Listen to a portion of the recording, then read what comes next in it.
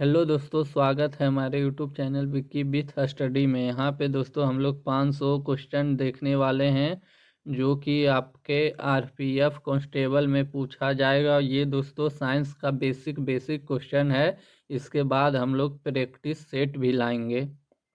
तो शुरुआत करते हैं अपने पहले सवाल से, जो कि है मूल रंग कहलाते हैं। तो मूल रंग कौन कौन से होते हैं दोस्तों? तो मूल रंग लाल, हरा और नीला होता है। लाल, हरा, नीला को हम लोग मूल रंग कहते हैं। अगला नंबर है सेक्सटेट का प्रयोग किया जाता है। सेक्सटेट का प्रयोग किया जाता है तो ये किस लिए किया जाता है? तो ये ऊंचाई मापने के लिए किया जाता है। अगला नंबर है निकट दृष्टि दोष दूर किया जाता है। तो निकट दृष्टि दोष को दूर किया जाता है किसके द्वारा? तो ये अवतल लेंस का प्रयोग करके निकट दृष्टि दोष को दूर किया जाता है। अगला नंबर है दीर्घ दृष्टि दोष दूर किया जाता है। दीर्घ दृष्टि दोष दूर किया जाता है किसके द्वारा? तो ये उत्तल लेंस का प्रयोग करके दूर किया जाता है दीर्घ दृष्टि दोष। अगला नंबर है परमाणु बम का सिद्धांत आधारित है। तो परमाणु बम का सिद्धांत जो आधारित है ये नाभिकीय विखंडन पर आधारित है। नाभिकीय विखंडन पर परमाणु बम का सिद्धांत कार्य करता है। अगला नंबर है बिजली के बल्ब में मुख्यतः प्रयोग होता है। तो बिजली के बल्ब में मुख्यतः जो प्रयोग होता है वो अक्रिय गैस प्रयोग होता है। अगला नंबर सवाल है हम लोग का, ध्वनि का वेग सर्वाधिक होता है। तो ध्वनि का वेग सर्वाधिक जो होता है वो ठोस में होता है। अगला नंबर है ध्वनि की गति धीमी होती है। तो ध्वनि की गति जो धीमी होती है वो हवा में होती है। हवा में ध्वनि की गति धीमी होती है और निर्वात में ध्वनि गमन नहीं करती है। निर्वात में ध्वनि गमन नहीं करती है। अगला नंबर है ऊर्जा का एसआई मात्रक है। तो ऊर्जा का एसआई मात्रक जूल है। अगला नंबर है हाइड्रोजन बम आधारित है। तो हाइड्रोजन बम आधारित है तो ये हाइड्रोजन बम नाभिकीय संलयन के सिद्धांत पे आधारित है। हाइड्रोजन जो बम है ये नाभिकीय संलयन के सिद्धांत पे आधारित है। जो परमाणु बम जो आधारित था दोस्तों वो नाभिकीय विखंडन पे आधारित था। ये नाभिकीय संलयन के सिद्धांत पे आधारित है हाइड्रोजन बम। अगला नंबर है जल का सर्वाधिक शुद्ध रूप है। तो जल का जो सर्वाधिक शुद्ध रूप है वो वर्षा का जल है। अगला नंबर है ग्रीन हाउस प्रभाव गैस कौन सा है? तो ग्रीन हाउस गैस जो प्रभाव है वो बहुत सारे गैस है, लेकिन मुख्यतः जो मेन माना जाता है वो कार्बन डाइऑक्साइड को माना जाता है और मीथेन को माना जाता है। CH4 मीथेन को भी ग्रीन हाउस प्रभाव गैस की श्रेणी में रखा जाता है। ये दोनों मुख्य है, मीथेन गैस और कार्बन डाइऑक्साइड गैस। अगला नंबर है दाढ़ी बनाने तथा आँख, नाक, कान की जांच में प्रयोग होता है। तो दाढ़ी बनाने तथा आँख, नाक, कान की जांच में जो प्रयोग होता है वो अवतल दर्पण का प्रयोग किया जाता है। अगला नंबर है नाभिकीय विखंडन में प्रयुक्त होता है। तो नाभिकीय विखंडन में जो प्रयुक्त होता है वो यूरेनियम होता है। यूरेनियम नाभिकीय विखंडन में प्रयुक्त होता है। यूरेनियम का जो परमाणु संख्या है वो कितना होता है? तो वो 92 होता है यूरेनियम का परमाणु संख्या। अगला नंबर है चंद्रमा पर गुरुत्वीय त्वरण का मान पृथ्वी के मान का कितना होता है? तो ये 1/6 भाग होता है। 1/6 भाग होता है गुरुत्वीय त्वरण पृथ्वी के मान का चंद्रमा पर। अगला नंबर है द्रव अवस्था में पाया जाने वाला धातु। तो द्रव अवस्था में पाया जाने वाला जो धातु है वो पारा होता है। अगला नंबर है सुराही का पानी ठंडा होता है। तो सुराही का जो पानी ठंडा होता है वो वाष्पीकरण के कारण ठंडा होता है। अगला नंबर है ब्लैक होल का सिद्धांत किसने दिया था? तो ब्लैक होल का सिद्धांत जो दिया था वो एस चंद्रशेखर ने दिया था। एस चंद्रशेखर ने दिया था ब्लैक होल का सिद्धांत। अगला नंबर है बोतल का कॉर्क किस वृक्ष की छाल से बनाया जाता है? तो ये कोक वृक्ष के छाल से बनाया जाता है। अगला नंबर है, दूध से क्रीम को अलग करने पर दूध के घनत्व पर क्या प्रभाव पड़ेगा? तो जो दूध के घनत्व पर प्रभाव पड़ेगा वो घनत्व बढ़ जाएगा क्रीम निकालने पर। अगला नंबर है, जंग लगने पर लोहे का भार में क्या परिवर्तन होता है? तो ये भार बढ़ जाता है, जंग लगने पर लोहे का भार बढ़ जाता है। अगला नंबर है, चिकित्सा शास्त्र का जनक किसे कहा जाता है? तो चिकित्सा शास्त्र का जो जनक है वो हिप्पोक्रेटस को कहा जाता है। अगला नंबर है, मनुष्य के शरीर में कितना % जल होता है? तो मनुष्य के शरीर में जो जल होता है वो 65% से लेके 80% तक जल होता है। 65% से 80% तक मनुष्य के शरीर में जल होता है। अगला नंबर है, किस रोग में रक्त का थक्का नहीं जमता है? तो ये जो रक्त का थक्का नहीं जमता है वो रोग दोस्तों हीमोफीलिया है। हीमोफीलिया में रक्त का थक्का नहीं जमता है। अगला नंबर है, कुपोषण में सबसे अधिक कमी किसकी होती है? तो कुपोषण में सबसे जो अधिक कमी होती है वो प्रोटीन की होती है। अगला नंबर है, शरीर में यूरिया किस अंग में बनता है? तो शरीर में जो यूरिया बनता है वो लीवर में बनता है। अगला नंबर है, मनुष्य में बुढ़ापा किस ग्रंथि के लुप्त हो जाने के कारण आता है? तो मनुष्य में जो बुढ़ापा आता है वो थाइमस ग्रंथि के लुप्त हो जाने के कारण आता है।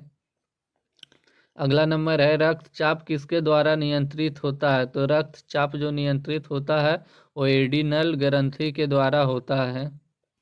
अगला नंबर है, दूध को किस ताप पर पाश्चुरीकृत किया जाता है? तो दूध को 62 डिग्री सेल्सियस पे दूध का पाश्चुरीकरण किया जाता है।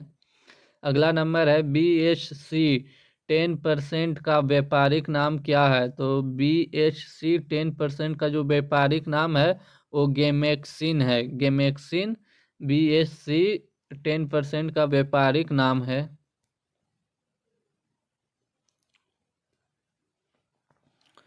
अगला नंबर सवाल है, दूध का खट्टा होना किसके द्वारा होता है? तो दूध जो खट्टा होता है वो जीवाणु के कारण होता है।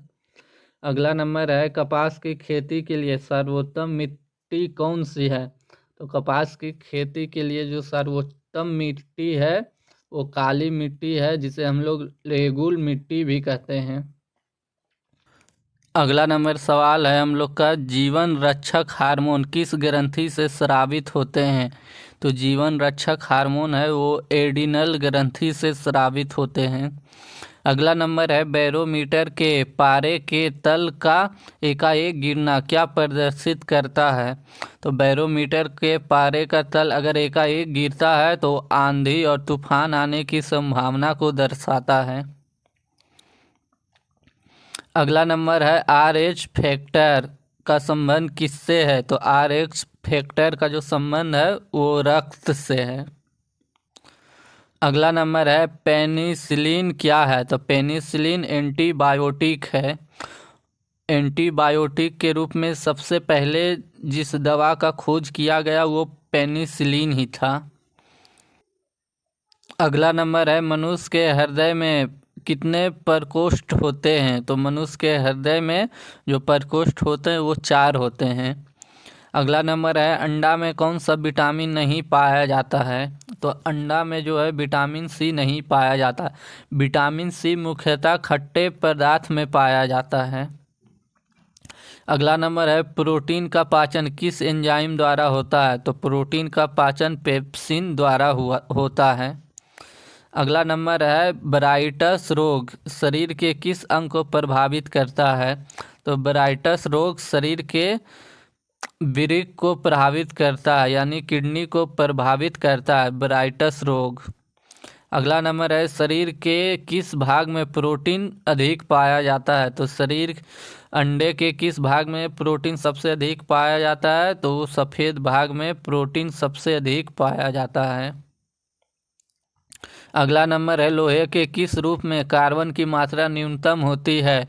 तो पिटवा लोहा में कार्बन की मात्रा न्यूनतम होती है। अगला नंबर है, जीव विज्ञान का जनक किसे कहा जाता है? तो जीव विज्ञान का जनक अरस्तु को कहा जाता है। अगला नंबर है, रासायनिक दृष्टि से वाटर ग्लास क्या है? तो रासायनिक दृष्टि से वाटर ग्लास सोडियम सिलिकेट है। अगला नंबर है, दर्द दूर करने वाली दवाएं कहलाती है? तो जो दर्द को दूर करती है वो दवाएं कहलाती है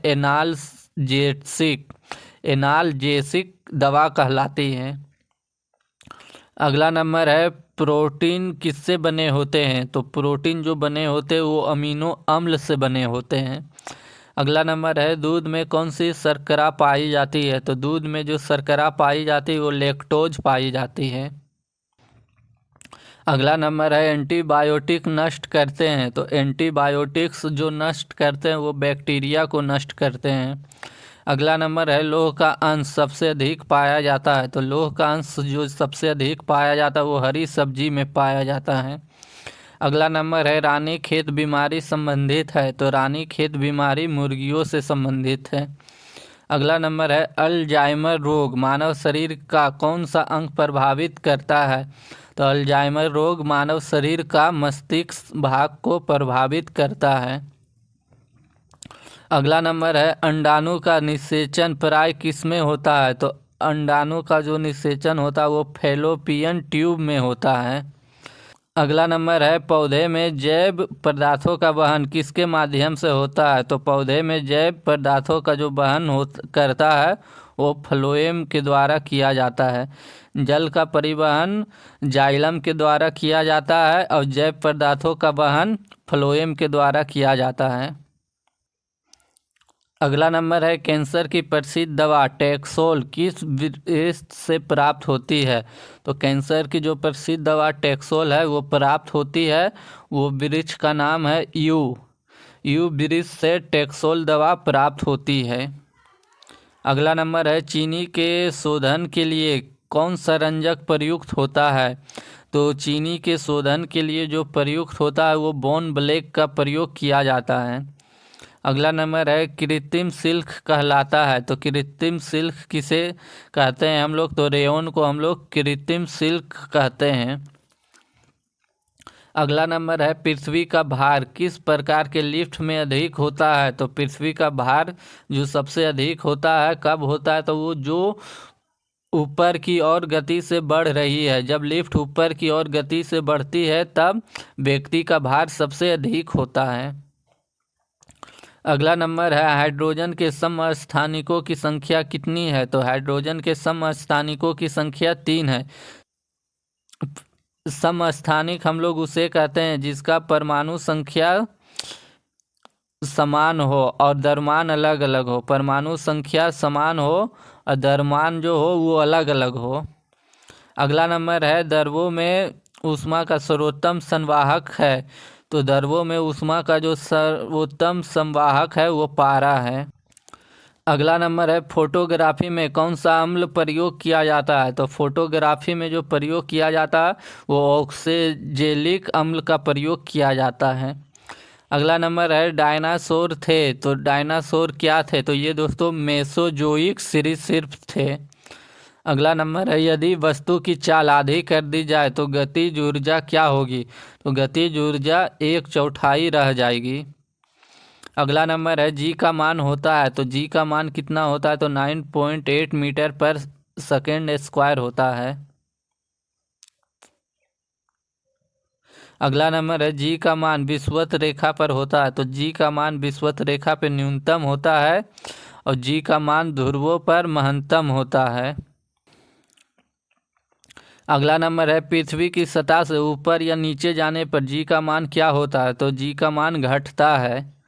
अगला नंबर है, पृथ्वी की घूर्णन गति बढ़ाने पर जी का मान क्या होगा? तो पृथ्वी की घूर्णन गति बढ़ाने पर जी का मान कम हो जाता है। अगला नंबर है, पृथ्वी की घूर्णन गति घटाने पर जी का मान क्या होता है? तो पृथ्वी की घूर्णन गति घटाने पर जी का मान बढ़ जाता है। अगला नंबर है, पृथ्वी के केंद्र पर जी का मान क्या होता है? तो पृथ्वी के केंद्र पर जी का मान 0 हो जाता है। अगला नंबर है पृथ्वी के लिए पलायन वेग का मान कितना होता है। तो पृथ्वी पर पलायन वेग का मान 11.2 किलोमीटर पर सेकेंड होता है। अगला नंबर है सूर्य के लिए पलायन वेग का मान कितना होता है। तो ये 42 किलोमीटर पर सेकेंड होता है सूर्य के लिए पलायन वेग का मान। अगला नंबर है शुद्ध जल का घनत्व होता है। तो शुद्ध जल का जो घनत्व होता है वो 1 ग्राम सेंटीमीटर होता है या तो 10 ग्राम पर मीटर क्यूब होता है। अगला नंबर है बर्फ़ का घनत्व होता है। तो बर्फ़ का घनत्व कितना होता है। तो ये 0.9 ग्राम पर सेंटीमीटर क्यूब होता है। अगला नंबर है द्रव का घनत्व अधिक होने पर ताप पृष्ठीय तनाव क्या होता है। तो द्रव का घनत्व अधिक होने से पृष्ठीय तनाव बढ़ जाता है। अगला नंबर है द्रव का घनत्व बढ़ाने पर केशिका नली में क्या होता है। तो द्रव का घनत्व बढ़ाने पे केशिका नली कम चढ़ता है। अगला नंबर है ताप बढ़ाने पर द्रव की श्यानता क्या होती है। तो ताप बढ़ाने पे द्रव की श्यानता घट जाती है। अगला नंबर है ताप बढ़ाने पर गैस की श्यानता क्या होती है। तो ताप बढ़ाने पर गैस की श्यानता बढ़ती है। अगला नंबर है ध्वनि का वेग सबसे ज़्यादा होता है। तो ध्वनि का वेग सबसे ज़्यादा इस्पात में होता है, ठोस में होता है। ठोस में भी इस्पात में ध्वनि का वेग सबसे अधिक होता है। अगला नंबर है परासर तरंगों की आवृत्ति होती है। तो परासर तरंगों की आवृत्ति जो होती है वो 20,000 हर्ट्ज से अधिक होती है। और आश्रव्य तरंगों की आवृत्ति जो होती है वो कितनी होती है। तो आश्रव्य तरंगों की जो आवृत्ति होती है वो 20 हर्ट्ज से कम होती है। अगर दोस्तों आपको हमारा वीडियो अच्छा लगता है तो हमारे चैनल को लाइक करें और सब्सक्राइब करें दोस्तों, और दोस्तों के साथ ज़रूर शेयर करें।